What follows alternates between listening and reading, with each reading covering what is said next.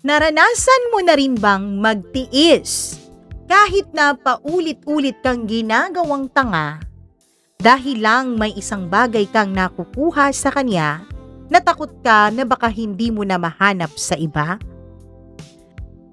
Hola everyone! Welcome back dito sa ating channel at welcome back dito sa ating programa.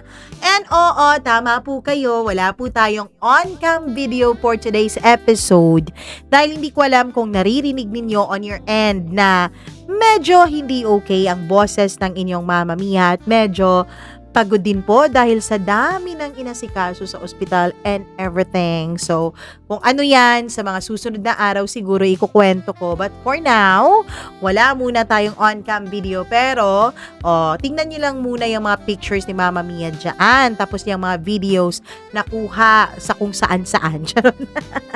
Eto na nga po. Nako, grabe ang kwento natin for today.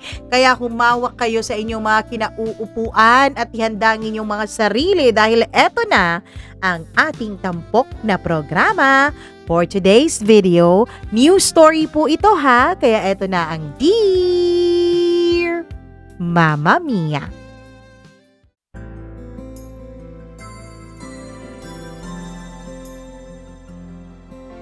Maraming bagay ang pwede nating ikompromiso o isakripisyo para makuha ang ibang bagay na mas gusto natin. May mga bagay na kaya naman natin kung wala, pero may mga bagay din na hindi natin kayang baliwalain at hindi natin kayang ipagpalit kahit gaano pa man ito kasakit. Dear Mama Mia, hindi po ako tanga. Yan ang paulit-ulit kong sinasabi sa sarili ko tuwing nakatingin ako sa salamin sa loob ng aming banyo. Tuwing nakikita ko ang mga mata kong pagod na sa kakaiwas sa katotohanan. Mama Mia, hindi po ako bobo at lalong hindi ako tanga. Alam kong niloloko niya ako. Hindi lang isang beses, hindi lang din pangalawa o pangatlong beses, kundi paulit-ulit na. Parang sirang plaka na kahit anong gawin ko, hindi ko mapahinto-hinto. Pero kahit alam ko na ang lahat, hindi ko pa rin po siya maiwan-iwan. Hello po sa inyong lahat, lalo na sa iyo Mama Mia at sa lahat ng bumubuo ng programang ito. Alam ko na sa parte pa lang ito ng sulat ko ay may mga kilay ng tumaas. May mga nag-iisip na i-skip itong kwento ko. Pero sana wag niyong gawin yon. Sana pagbigyan niyo ako na marinig niyo man lang itong aking mga sasabihin.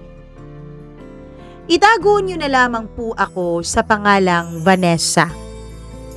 Hindi ko alam kung anong mararamdaman ninyo dito sa kwento ko. Kung maiinis ba kayo sa akin, sa aking mga desisyon, matatawa, o baka naman mapapailing na lang kayo. Pero sana kahit papaano, kahit isa lang, may makaintindi sa lahat ng mga pinagdadaanan at mga nahihirapan akong pagdesisyonan. Kasi ako mismo, Mama Mia, hindi ko na maintindihan ang sarili ko. Unang-una, lilinawin ko lamang po, hindi ako nagtitiis dahil sa mga bata. Kasi wala naman kaming anak dalawa eh. Hindi rin dahil takot ako sa salitang broken family. Dahil sa totoo lang, kahit magkasama kami, matagal ko nang nararamdaman na matagal na rin namang nawasak ang lahat sa aming dalawa. At lalong hindi dahil wala akong ibang mapupuntahan, gaya ng iba ninyong mga tagapakinig o iba ninyong sharer dito sa inyong programa, Mama Mia. na nagtitiis dahil nga wala silang trabaho, dahil nga hindi nila alam kung paano mabuhay nang wala ang taong ito. Pero sa akin, hindi ganun ang sitwasyon ko. I can provide for myself. I am an alpha woman. Kaya ko pong protektahan at ibigay lahat ng mga gusto at pangangailangan ng sarili ko. At least, sa mga material na bagay. Mama Mia, ang totoo po niyan, nahihiya po akong sabihin sa inyo ang totoo. Hindi ko nga alam kung bakit nandito ako at sumusulat eh. Sinusubukan ko lang naman.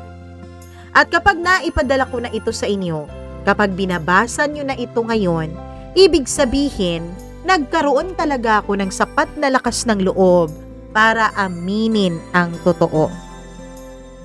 At Mama Mia, eto po ang dahilan kung bakit hanggang ngayon, nandito pa rin ako sa sitwasyong alam ko na unti-unti ko ring sinisira ang damdamin at buong pagkatao ko.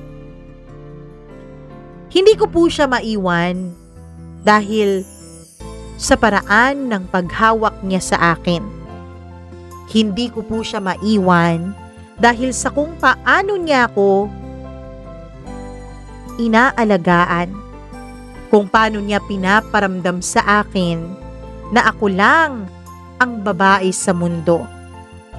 Kahit alam kong wala namang katotohanan yon. Oo, Mama Mia, mababaw man pong pakinggan, pero yun ang buong katotohanan. Hindi ko siya maiwan-iwan dahil sa mga halik at haplos niya.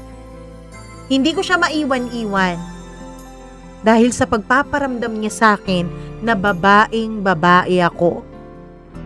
Hindi ko alam kung ako lang ba o lahat ng mga alpha woman dyan ang may ganitong pakiramdam. Diba minsan gusto din naman natin na tayo ay alagaan. Gusto din naman natin na iparamdam sa atin na tayo ay babaeng babae talaga. Doon naman magaling ang aking asawa. Opo, asawa po. Legal sa papel, legal sa mata ng tao at lalong legal sa mata ng Diyos. Mama Mia, hindi naman kagwapuhan ang asawa ko. Kung tutuusin, kung masasalubong mo lamang siya sa kalsada o sa daan, hindi siya yung tipo ng lalaking lilingunin mo pa. May kaliitan po siya. Medyo maliit at medyo payat. Walang dating kung tutuusin kung ikukumpara mo sa ibang lalaki. Pero may isang bagay sa kanya na hindi mo makikita agad. Isang bagay na hindi mo maiintindihan agad hanggat hindi mo mararanasan. At oo, nakakahiya man pong aminin, pero dun ako nadali niya. Mama Mia, sa totoo lang, nung una, akala ko simpleng pag-ibig lang ang aking nararamdaman sa kanya. Akala ko simple lang ang lahat. Pero ang hindi ko alam, lunod na pala ako. Para po maintindihan ninyo, eto po ang kwento niyan. Nagkakilala kami ni Ronnie ng asawa ko sa isang charity event. Actually, Mama Mia, hindi naman po kasali ang kumpanyang pinagtatrabahuan ko dun sa charity event na yon. Sadyang binitbit lang talaga ako doon ng best friend kong si Claire. Sige na, Van. Alam mo, maganda ito sa'yo. Tsaka aanhin mo naman yung marami mong pera. Mag-donate ka naman sa mga less fortunate. Hello? Hindi kaya ako nagpapakapagod sa pagtatrabaho para i-donate lang sa kung kani-kanino. Vanessa, yung pera mo, hindi mo madadala sa langit yan. Kaya mas maiging mag-share. At alam mo ba yung sinasabi nila? Sharing is caring. Sharing is loving. At kung mag-share ka, mas ibibless ka pa. Mama Mia, if there's one thing about my best friend Claire, hindi po talaga siya nagpapatalo sa kahit na anong argumento. Pagdating sa trabaho, pagdating sa reporting, lagi talaga akong nangunguna. Walang kumukontra sa akin, kaya nga sunod-sunod ang mga naging promotions ko. Pero ang hindi nila alam, hindi po ako nananalo o hindi po ako nananalo sa argumento pagdating sa best friend ko. Kaya naman sa argumento naming pagdodonate at pag-charity work, siya pa rin talaga ang nasunod. Sabado po yun. Wala pong pasok sa opisina. Maaga pa lang, pinuntahan na ako ni Claire sa bahay. May dala na siyang damit na isusuot ko raw mamayang gabi para sa charity event na aatenan niya. Kumpanya na pinagtatrabahuan niya ang nag-organize po ng event na yun.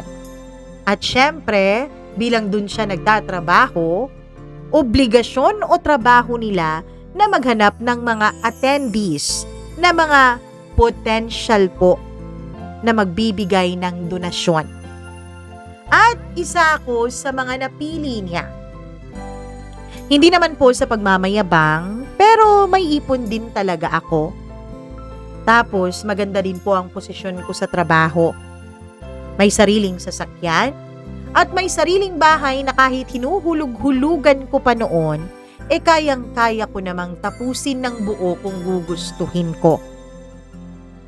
O siya, sige na, sasama na ako sa'yo mamaya. Tumigil ka na nga dyan sa bunganga mo. Ay nako bes, Vanessa, hindi ka talaga nananalo sa akin, no? O siya, sige. Babalikan kita dito ng 4 o'clock, ha? 4 o'clock? Akala ko ba 7 p.m. pa yung event? Oo, 7 p.m. pa yon, but I know you. Alam kong hindi ka magpe-prepare hanggat hindi last minute. At ayoko kaya ng ganon. Dito ako magbibihis. Dadalhin ko rin dito yung makeup artist na hinire ko. Siya na rin magme-makeup sa'yo, okay? Wag na, kaya ko ng sarili ko. Sabi ko. Hindi. Pupunta ako dito. Kasama ko ang makeup artist na hinire ko. Tapos ang usapang to. Pagkatapos nun, kinuha niya ang clutch bag niya at saka umalis nang hindi man lang ako pinasagot. Kaya ako, Mama Mia, wala na rin talagang nagawa kundi bumuntong hininga. Balak ko pa naman sana na buong maghapon at gabing matulog lang at mag-Netflix and chill lang. Kaya lang hindi nangyari yun. 4:00 ng hapon nung bumalik si Claire at gaya ng sabi niya, kasama nga niya yung kanyang makeup artist. Pagkatapos, Mama Mia, wala pang 7:00 tapos na kami. O siya, car mo na yung gamitin natin ha, sabi ni Claire. Bakit naman hindi yung sayo? Kanya-kanya kaya tayo. Hindi tayo magkakanya-kanya.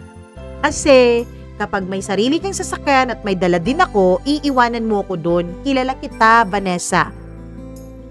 Sige na nga, yung sayo na lang. Wala pang car wash yung sa akin eh. Sabi ko. Okay.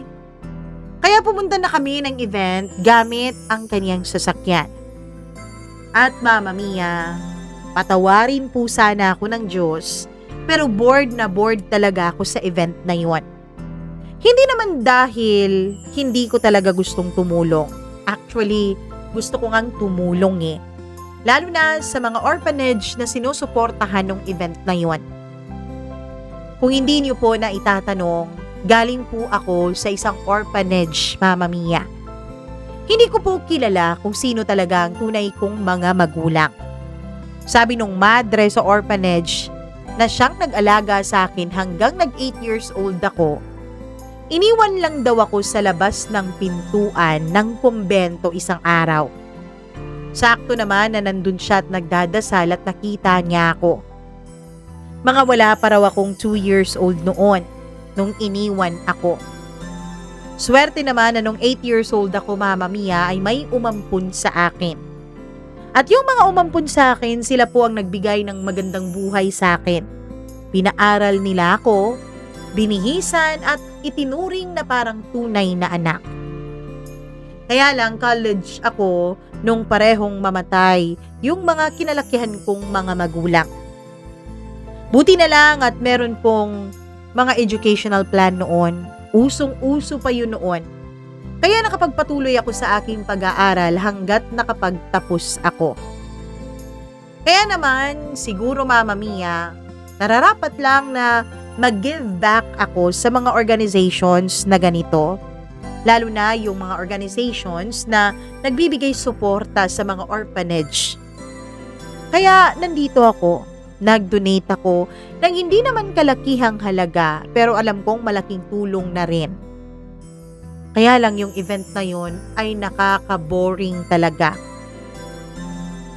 Umiinom ako noon ng soda sa may gilid nung may biglang nagsalita sa tabi ko. Naboboard ka rin ano? Pareho tayo. Nung lingunin ko siya, isang lalaking halos kasing tangkad ko lang ang nasa tabi ko. Hindi ako sumagot. Hindi naman dahil sa suplada ako, kundi dahil masakit na rin ang paa ko sa heels na suot ko. Sorry miss kung naistorbo kita, sabi niya. Ay, no, hindi naman sa ganon. Sorry, sumasakit na kasi ang paa ko. Honest kong sagot. Ganun ba? Sandali lang. Umalis yung lalaki.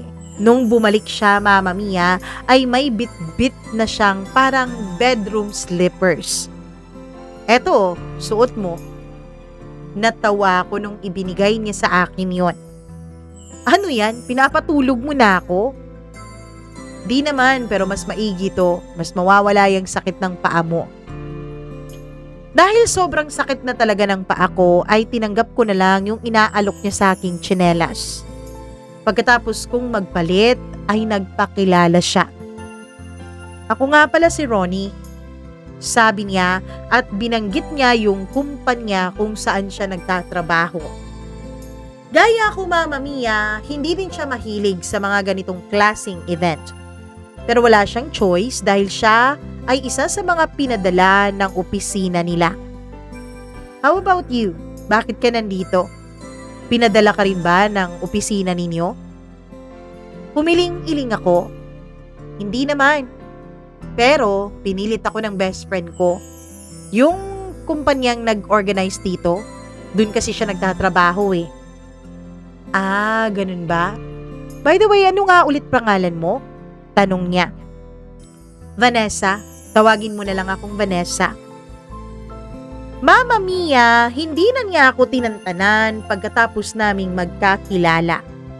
Siya na ang kumukuha ng drinks ko, pati na rin ng mga pika-pika at tumatabi na rin siya sa akin at sumusunod-sunod kahit saan ako magpunta. Hanggang sa pumasok ako sa loob ng ladies' room. Siyempre, hindi naman siya pwedeng pumasok doon. Sakto naman na sinundan pala ako ng best friend kong si Claire. Oy, sino yung lalaking lagi mong kausap kanina? Parang nagkakaigihan kayong dalawa. Hindi no? Sino nga yun? Ewan ko, basta Ronnie daw pangalan niya. Alam mo, Bes, bagay kayo. Che, huwag mo nga akong tinutukso-tukso dyan. Matagal pa ba to? Gusto ko nang umuwi eh. Sabi ko. Yan talaga exactly ang reason. Kaya hindi ako pumayag kanina na magkanya-kanya tayo ng kotse. Huwag ka munang umuwi, mamaya na. Paglabas ko, Mama Mia, ay nandun si Ronnie. Sabay pa kaming lumabas noon ni Claire, kaya naman tinukso pa niya kami. Nagpakilala pa si Claire kay Ronnie bilang best friend ko.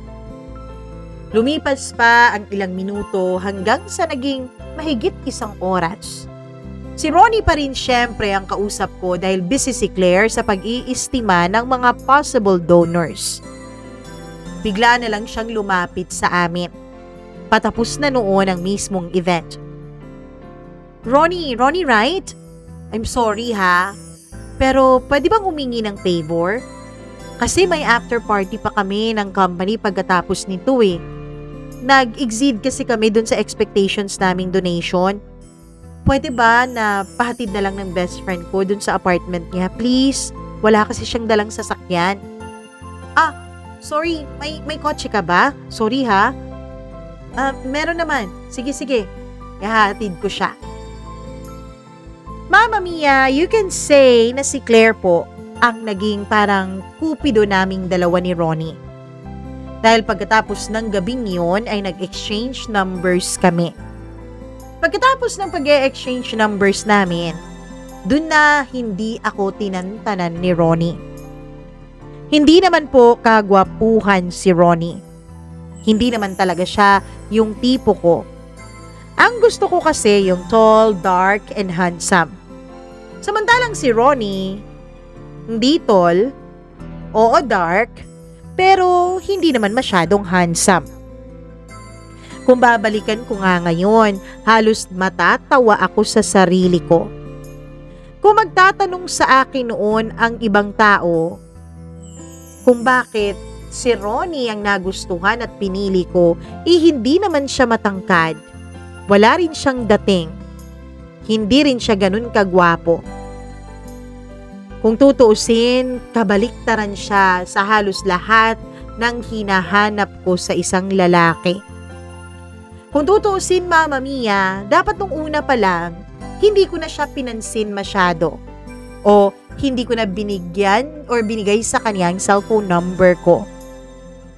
Kaya lang, may kung ano sa kanya.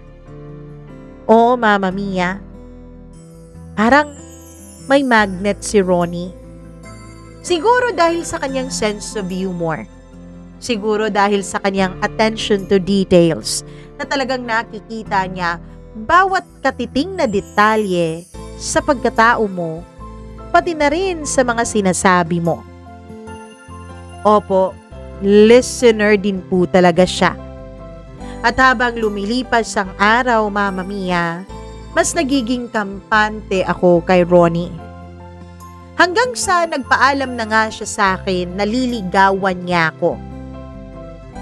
Bakit ka pa manliligaw? Pwede namang maging tayo agad.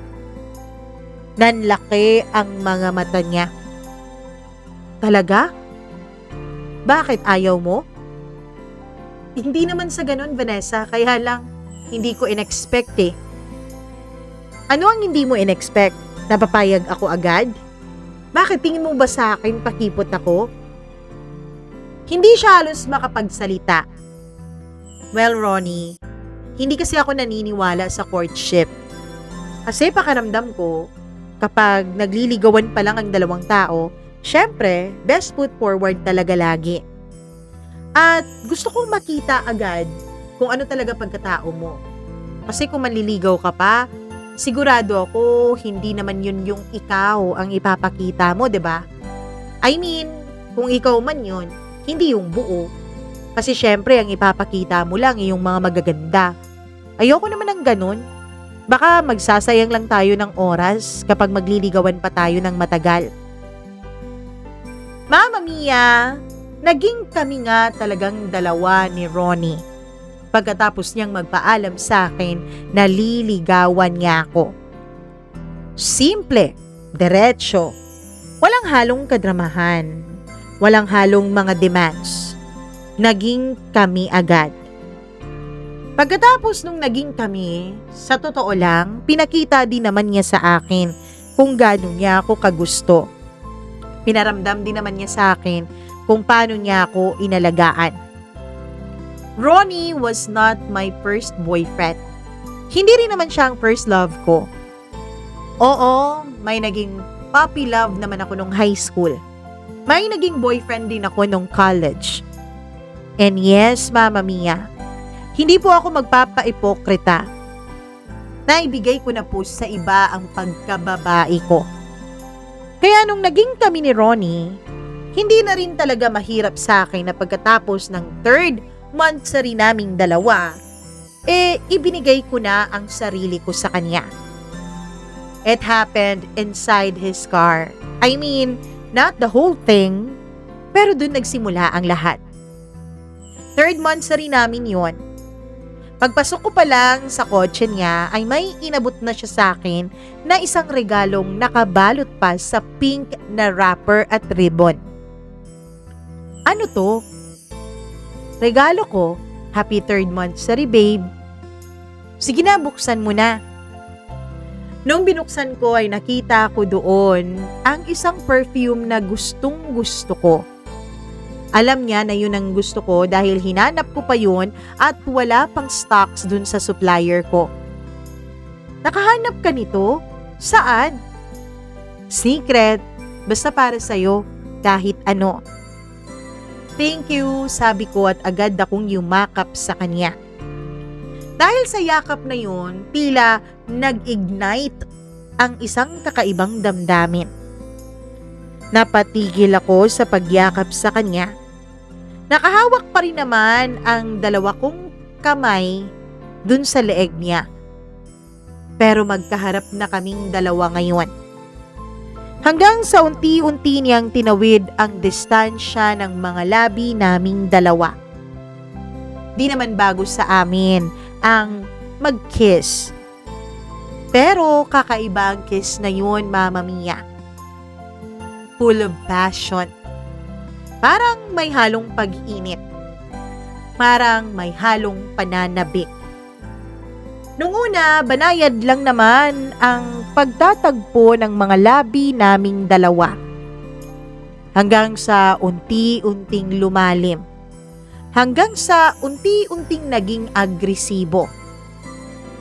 Naramdaman ko na lamang ang kanyang mga kamay sa iba't ibang parte ng katawan ko. Ronnie, not here. Nakakahiya, baka may makapansin. Nakuha ko pang sabihin ang mga salitang yun sa kanya.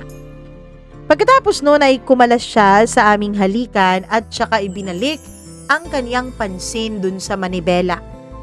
Pinandar niya yung kotse. Nahimik lamang kami.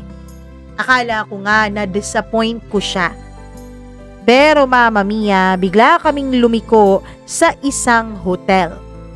Yes, hindi po motel, kundi hotel yung pinasukan namin. Agad siyang kumuha ng room. Agad naman kaming nakipag-check-in dahil 7:00 na rin yun ng gabi. Hindi na rin ako tumutol, Mama Mia.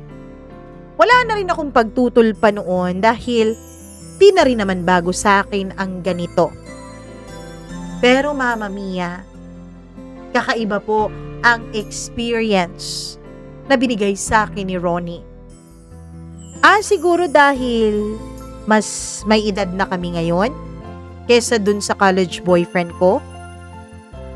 Siguro dahil mas magaling na, mas may karanasan na kesa dun sa college relationship ko na pareho kaming bata noon nang naging ex ko.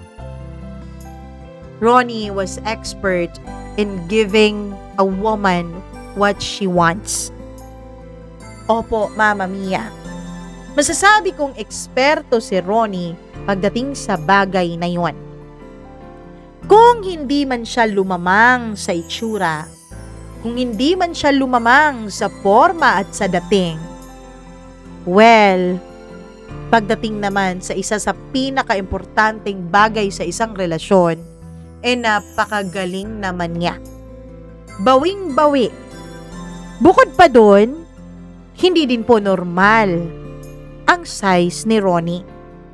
Hindi mo iisipin na sa payat niyang katawan at sa liit niyang lalaki, meron pala siyang sandatang nakakabilib ng isang babae. Hindi ko na po ededetalye ang lahat dahil baka po mapagalitan na kayo o baka magkaproblema kayo dito sa channel ninyo. Basta ang sasabihin ko lang, sulit na sulit ang gabi kapag si Ronnie ang iyong katabi. Dahil doon ay tila naramdaman ko na mas naging malapit pa kami ni Ronnie sa isa't isa. Pagkatapos ng gabing yun, aaminin ko, Mama Mia, na may mga pagkakataon na ako na po ang nag-aaya kay Ronnie. Di naman ako nahihiya because as an alpha woman, I believe na pareho pong may karapatan at may pangangailangan ang lalaki at babae. Walang nakakahiya kung ikaw ang mag-i-initiate kahit babae ka. Dahil pareho naman kayo ng karapatan. At dahil doon, naramdaman ko na tila mas lalong tumatag ang aming relasyon. Mas lalo kaming napalapit, hindi lang physically, kundi emotionally na rin ni Ronnie. And Mama Mia, I think na I found the one. I think nakita ko na ang lalaking para sa akin. At sigurado ako na si Ronnie yon. Opo, Mama Mia. Siguradong sigurado ako na siya na nga ang para sa akin. Noong magwa 1 year na kaming dalawa ni Ronnie, hindi rin naman niya ako binigo. 2 days before sa amin pong first anniversary, ay nag-propose na siya ng kasal sa akin. Nung una, nagdadalawang isip po talaga ako. Hindi ko alam kung tama na bang magpakasal ako sa edad ko noon na 26 years old. Batang-bata pa kung tutuusin. Ang plano ko sana nasa 30 na ako kung mag-aasawa. Pero dahil maraming tao sa paligid, nandun ang mga parehong kaibigan namin at ang pamilya niya, ay hindi na rin po ako tumanggi. Ayoko kasing mapahiya siya, kaya umuo ako sa wedding proposal niya. Pagkatapos ng selebrasyon, nung umuwi na ang lahat at ako na lang ang naiwan, ay dun ko kinausap si Ronnie. Hindi ibig sabihin ito na pumapayag na ako. Agad-agad na tayong magpakasal ha? O kung magpapakasal man tayo, sana wag mo munang planuhin na magkaanak tayo agad. Gusto ko munang i-enjoy ang corporate life ko, Ronnie. Ayoko munang magkaroon ng mga kakaibang responsibilidad, yung mga mabibigat gaya ng pagiging ina. Hindi naman kita pinapakasalan o papakasalan para maging nanay lang ng mga anak ko. Papakasalan kita dahil mahal kita at ikaw ang gusto kong makasama habang buhay, Vanessa. At dahil doon nakampante ako. 1 month after po ng proposal ay nag-live-in na kaming dalawa ni Ronnie. Habang piniprepare namin ang aming kasal ay nasa iisang bubong na kami. At nung nasa iisang bubong na kami, Mama Mia, I swear, that was the happiest and the steamiest time of my life. Opo, laging may nangyayari sa amin, anong oras at anong araw man namin gustuhin. At dun nga kami siguro nakasigurado na compatible kami sa halos lahat ng bagay, lalo na pagdating sa ganun. Kaya idinaos agad ang aming kasal 8 months after the proposal. Sa pag-uusap na hindi muna kami mag-aanak dalawa. Nung mga unang taon ng aming pagsasama bilang mag-asawa, nasa honeymoon stage pa rin talaga kami, Mama Mia. Lagi kaming magkasama, lagi kaming sweet sa isa't isa, lagi kaming may date night. Pero Mama Mia, hindi ko alam na lahat pala ng iyon ay posibleng magbago. Lahat pala ng bagay na masasaya ay posibleng mawala. Naramdaman ko po na may mali sa aming relasyon nung magtatatlong taon na kaming kasal ni Ronnie. Hindi ko alam kung totoo ba yung women's intuition o women's instinct. Basta isang araw, bigla na lang akong nakaramdam na may kakaiba. Hindi ko ma-pinpoint kung ano, Mama Mia. Di ko alam exactly kung anong hinahanap ko, kung anong nararamdaman ko. Basta yung pakiramdam na parang hindi ka mapakali. Tapos bigla-bigla mo na lang naiisip ang asawa mo. Pero binaliwala ko yun. Hindi ko yan binigyan ng masyadong pansin dahil sabi ko sa sarili ko, baka hormonal imbalance lang ito. Baka hormonal changes. Kasi ganoon naman talaga tayong mga babae, di ba? Ang dami-daming nangyayari sa ating katawan na nagbibigay ng epekto sa ating mga moods kung minsan. Kaya yun ang inisip kong dahilan. Oo, Mama Mia. Nalaman ko ang una niyang pagtataksil hindi dahil sa hinanap ko, hindi dahil sa pinairal ko ang pagdududa ko o ang intuition na nararamdaman ko. Kahit na ilang buwan na akong may nararamdamang kakaiba ay hindi po ako gumawa ng aksyon na kahit na ano. Matagal na kami ni Ronnie. Tapos wala naman pagbabago pagdating sa aming aksyon lalo na sa kama. Kaya sabi ko sa sarili ko, walang ginagawang mali ang asawa ko. Kaya lang, totoo talaga ang sinasabi nila. Ayaw ng Diyos na manatili kang tanga at iniiputan sa ulo. Kaya kung minsan, kusa na lang dumarating ang mga ebidensya. Kusa na lang dumarating at humaharap sa iyo ang katotohanan kahit ayaw mo pang hanapin o harapin ito. Isang mensahe ang dumating, Mama Mia. Cellphone iyon ni Ronnie. Nasa bedside table niya. Hindi ko naman po ugaling pakialaman ng cellphone niya. Kaming dalawa, alam namin pareho ang lahat ng passwords namin. Sa bangko, sa cellphone, o kahit na saan.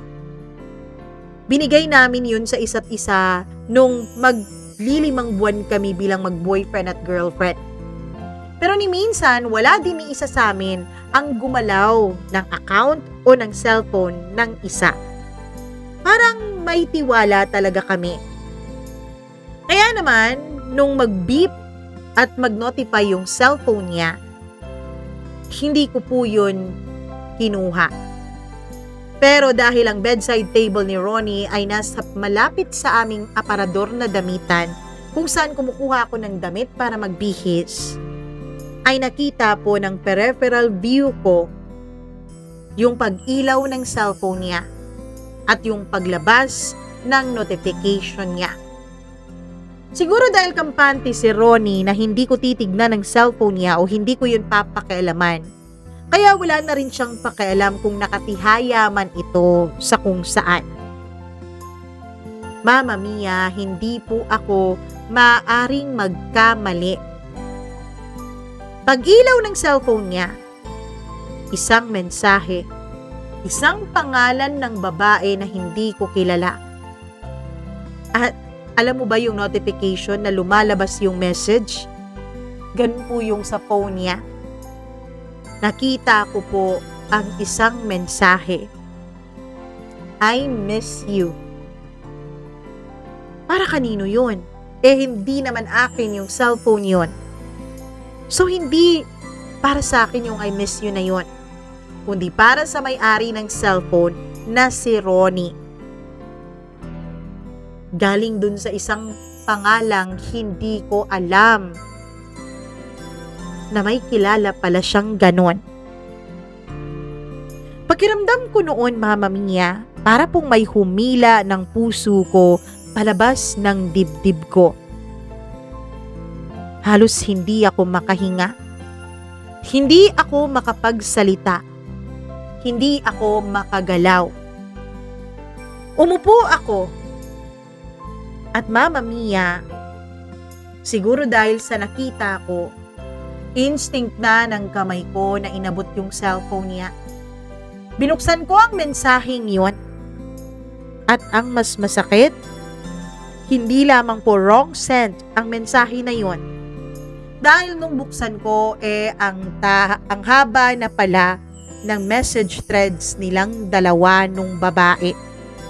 Kaya hindi niya maaaring ipalusot sa akin na hindi niya kilala yon. Dahil nag-I miss you din siya dun sa babae. Nag-I love you sa kanya yung babae. At kahit wala akong makitang I love you to doon mula kay Ronnie, kita ko, ramdam ko, nabasa ko sa flirtatious messages nila sa isa't isa na hindi lang ito basta pagpi-flirt. Hindi lang ito basta-basta na parang naglalandian lang.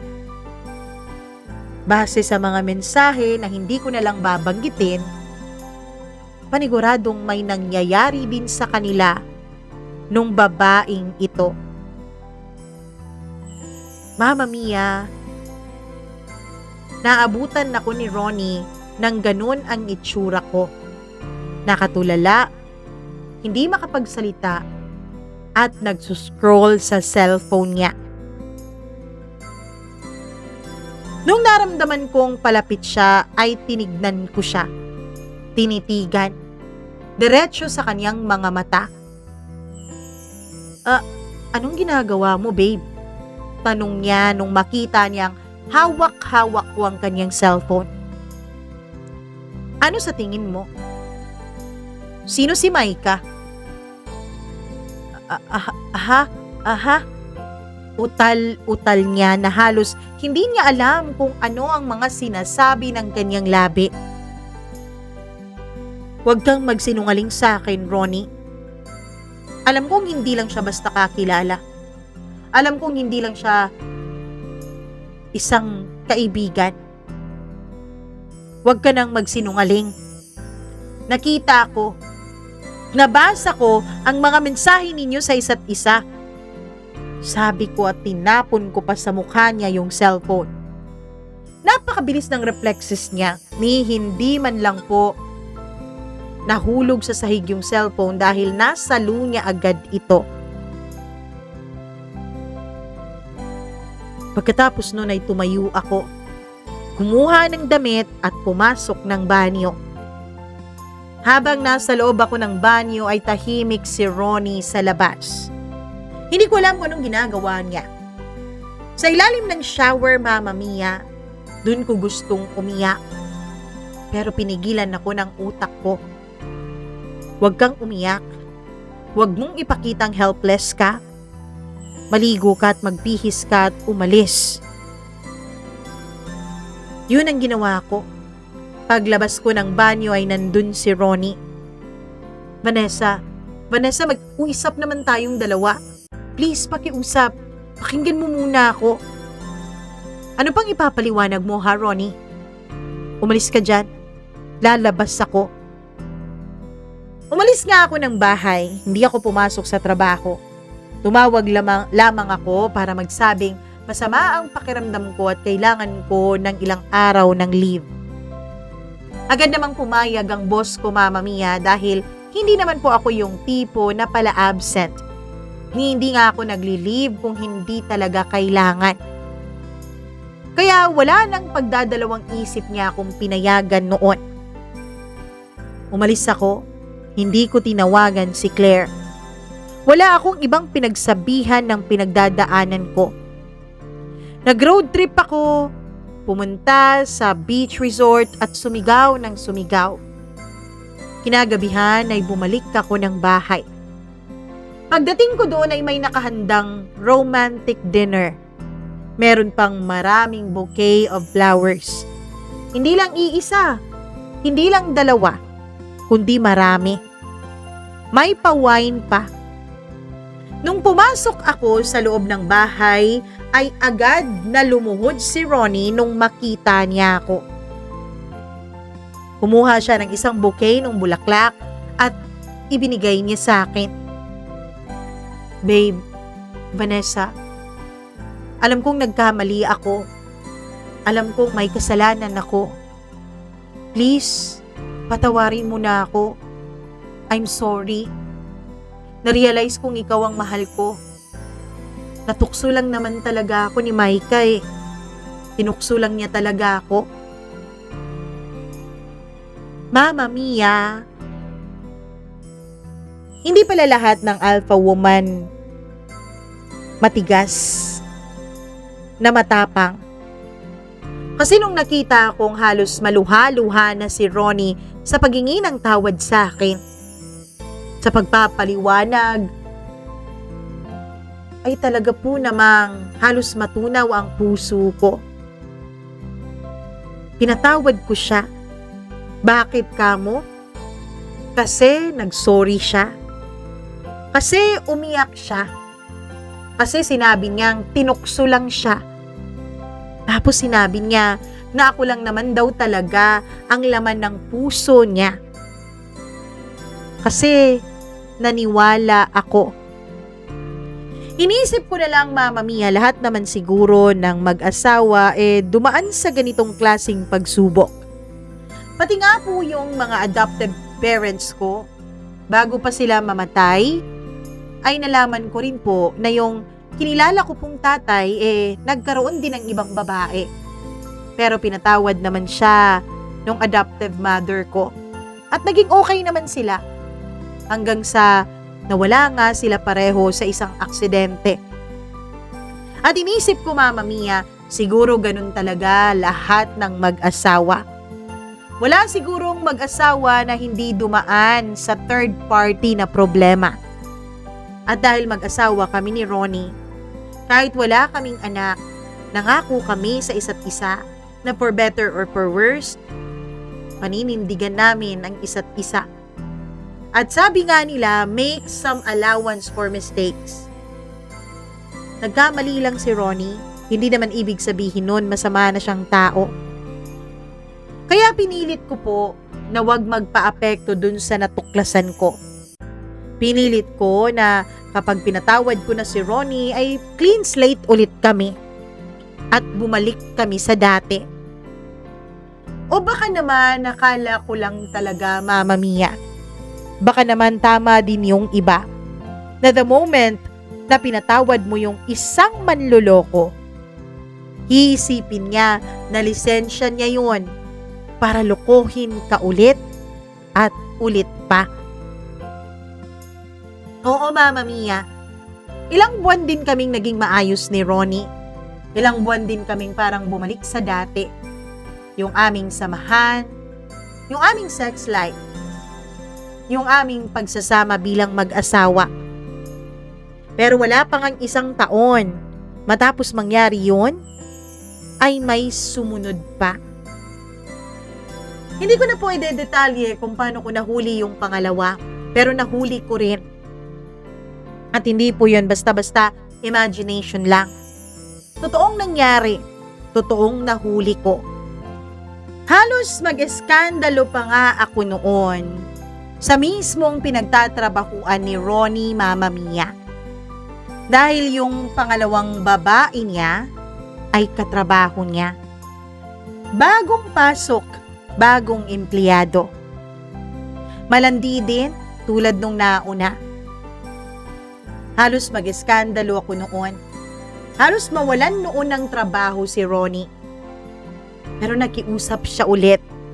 Humingi siya ng tawad ulit sa akin. At tinanong pa talaga ako ng HR nila kung patatawarin ko ba si Ronnie. Dahil kung hindi, pues posible daw na mawalan ito ng trabaho dahil sa morality clause. And yes, Mama Mia, pinatawad ko ulit yung asawa ko. Tanga na akong tanga. Oo. Pinagbigyan ko ulit si Ronnie. Inisip ko na nagkamali lang ulit siya. Tao lang naman siya . Hanggang sa hindi na lang 2 beses niya akong niloko. Magbabago siya, oo, pagkatapos niyang humingi ng tawad at pagkatapos ko siyang patawarin. Pero pagkatapos din ng ilang buwan, malalaman ko may iba na naman ulit. At Mama Mia, habang pinapatawad ko siya, ay paikli din ng paikli ang panahong namamagitan sa pagkakaroon niya ng panibagong kirida.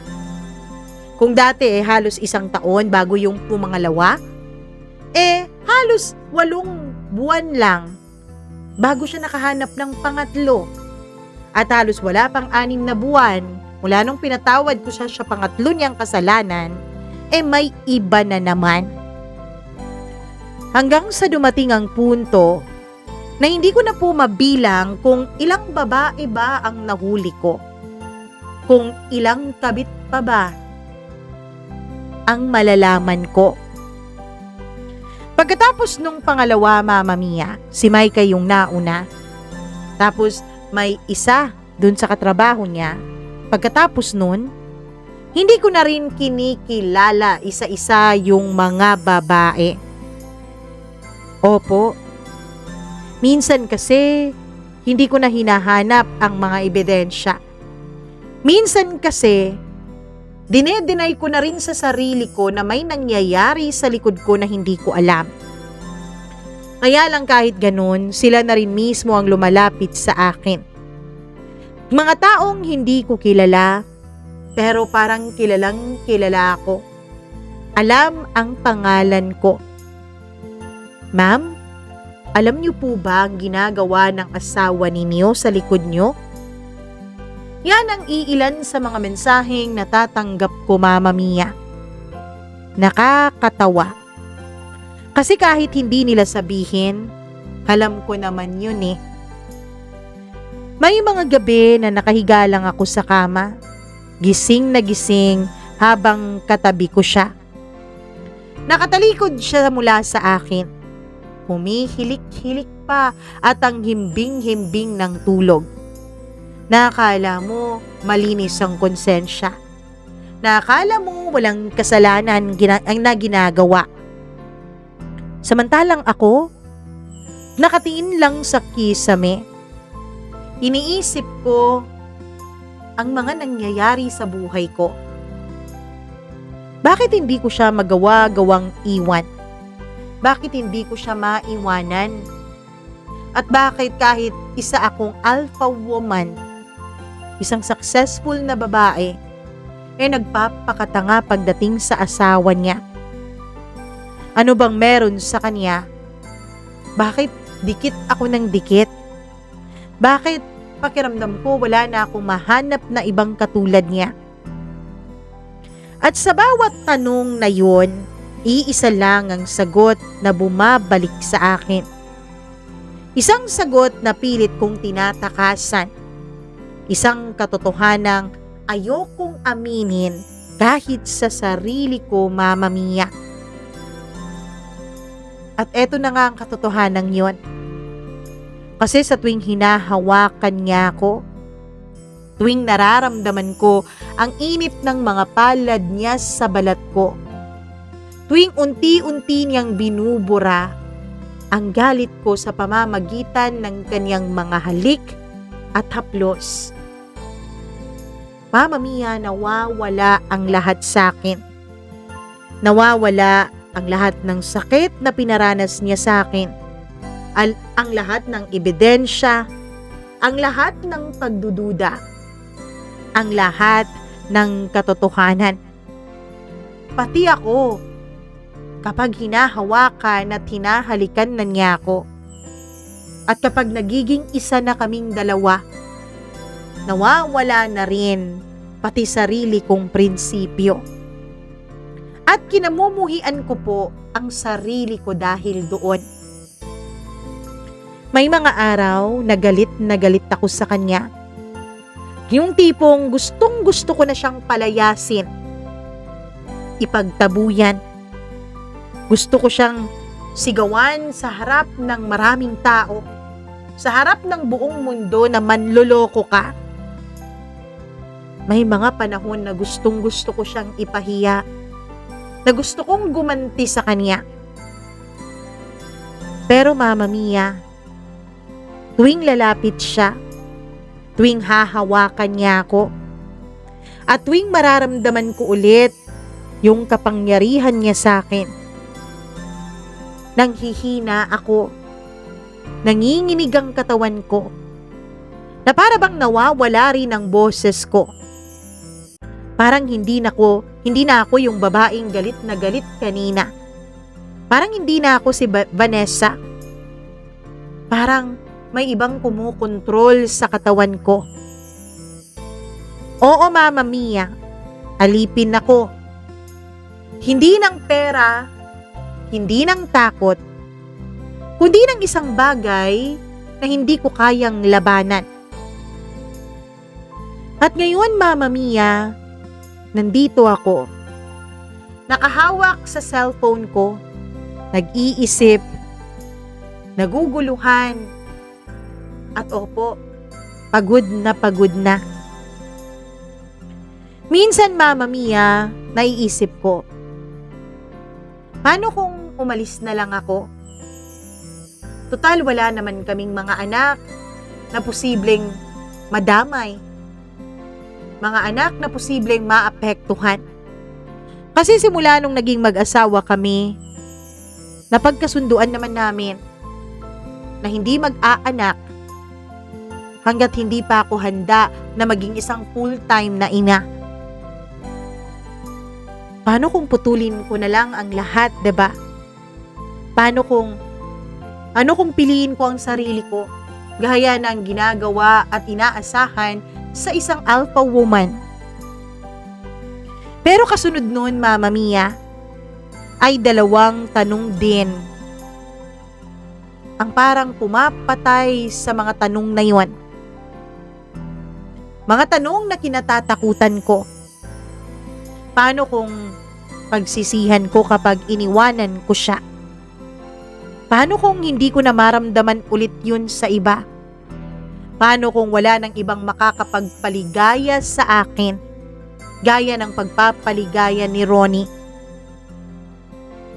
Ayoko na ng palit ng palit. Ayoko na ng paulit-ulit na magsimula.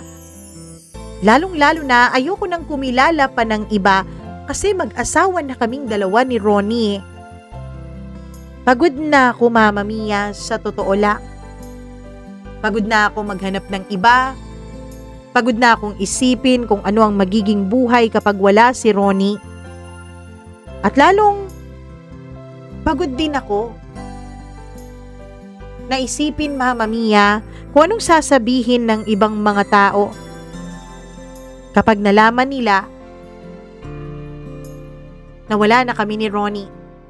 Kapag nalaman nila na pinagpalit ako ng asawa ko sa iba. Kapag nalaman nilang paulit-ulit na nambababae ang asawa ko.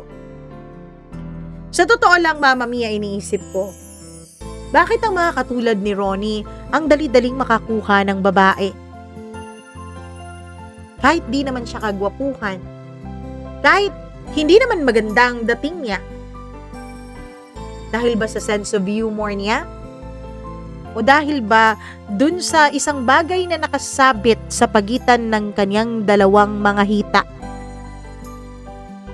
Kasi sa totoo lang, isa yun sa pinakamatinding dahilan kung bakit hanggang ngayon hindi pa rin ako kumakalas-kalas kay Ronnie. Kaya eto ako ngayon, Mama Mia, nakabitin, hindi makaalis, hindi makausad. Umaasa pa rin ako na balang araw, darating yung panahon na totoong magbabago na ang asawa ko. Na darating yung panahon na bumalik kami sa dati. Sa totoo lang, kaya ko naman ang sarili ko kung sakaling maghiwalay kaming dalawa eh. Di naman ako magugutom. Di naman ako pupulutin sa kalye. Ilang beses ko na pong inisip na hiwalayan siya. Pero bawat pagkakataon na iniimpake ko na mga damit niya, nilalagay ko na sa sala. At kapag dumating siya, kapag hihingi ulit siya ng tawad, luluhod, yayakap, hahalik, mapapatawad ko pa rin ulit siya. Sa totoo lang, Mama Mia, hindi ko nga alam kung ano ba talagang hinihintay ko. Kung sino ba talaga ang hinihintay kong magbago.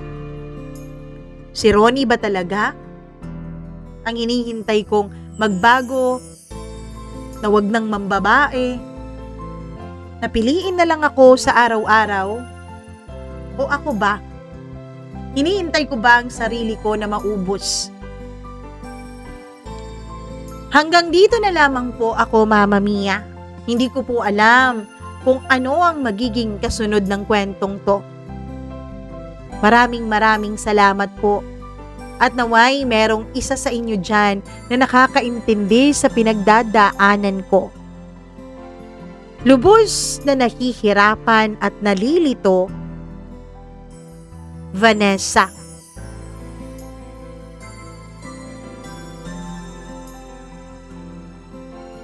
Ay, maikli lang ang kwento ni Vanessa, Sa totoo lang, wala pang ang isang oras dahil mukhang 1 minute mahigit ata yung pa-intro natin kanina.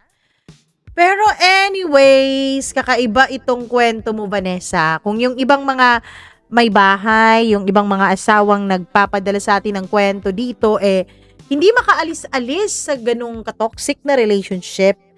Hindi makaalis-alis kahit paulit-ulit na niloloko dahil nga walang source of income, walang ibang mapupuntahan, may mga anak na nangangailangan ng buong pamilya, ng nanay at tatay.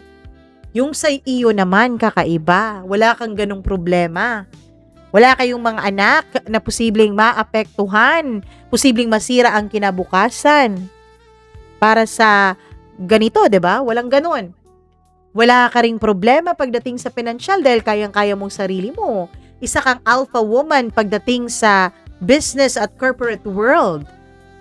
Pero hindi ka makaalis-alis dahil sa kakaibang dahilan. Dahil sa dahilan na tumiting-ting-ting-ting sa gitna ng mga hita ng iyong asawa. Grabe naman. Ano ba i-advise ko sa'yo? I think hindi mo kailangan ng advice para sa akin. Kasi bilang isang alpha woman, I know na matalino ka, Vanessa. Alam kong matalino ka, alam ko na alam mo kung ano ang dapat gawin pero hindi mo ginagawa dahil nananaig pa rin ang desisyon ng iyong katawan kaysa sa desisyon ng iyong isipan. So ang amin lang nandito or sa akin lang, sana dumating na yung panahon na magising ka na, sana dumating na yung panahon na matutunan mo na, 'di ba? Paano kaya kung bumili ka na lang ng mga bagay na kasing laki dun sa dumiding-ding-ding-ding. Posible naman siguro 'yun. Paano kung bumili ka ng mga bagay na ganun, tapos yun na lang gamitin mo, baka hindi mo na siya mamimiss. Baka later on kakayanin mo na umalis. Kasi ang mali sa iyo, para sa akin this is my opinion only and mine only. So, kung meron kayong violent reaction sa opinion ko, open naman ako dyan dahil opinion din ninyo yan. Basta sa akin, kasi kung pinatawad mo siya, I'm not against those women, those lalo na kapag asawa ka na, lalo na kapag may sinumpaan na kayo sa altar ng simbahan na magsasama habang buhay sa hirap at ginhawa, sa kalusugan at kasakitan, ganun ba yun? O, di ba? May mga ganun na kayong pangako. Hindi ako against na pinatatawad ninyo ang inyong mga mister o mga misis na dumaan sa mga ganyang klaseng pagkakamali. But then, lalo na dun sa mga babae, I believe na kapag nagpatawad kayo, hindi ibig sabihin no na magkakaroon ulit kayo ng mga intimate moments. 'Di ba? Nagkamali ngayon, nalaman mo ngayon, nadiskubre mo ngayon, pinatawad mo bukas. Tapos sa susunod na araw, magjujugjugan na kayo. Di dapat ganun for me. Dapat meron muna kayong physical detachment sa isa't isa. Dapat in-earn ulit yun ng asawa ninyo. I'm not saying na i-deprive ninyo yung asawa ninyo. But I'm saying is, parang bigyan nyo ng respeto ang inyong mga katawan. Parang ganun.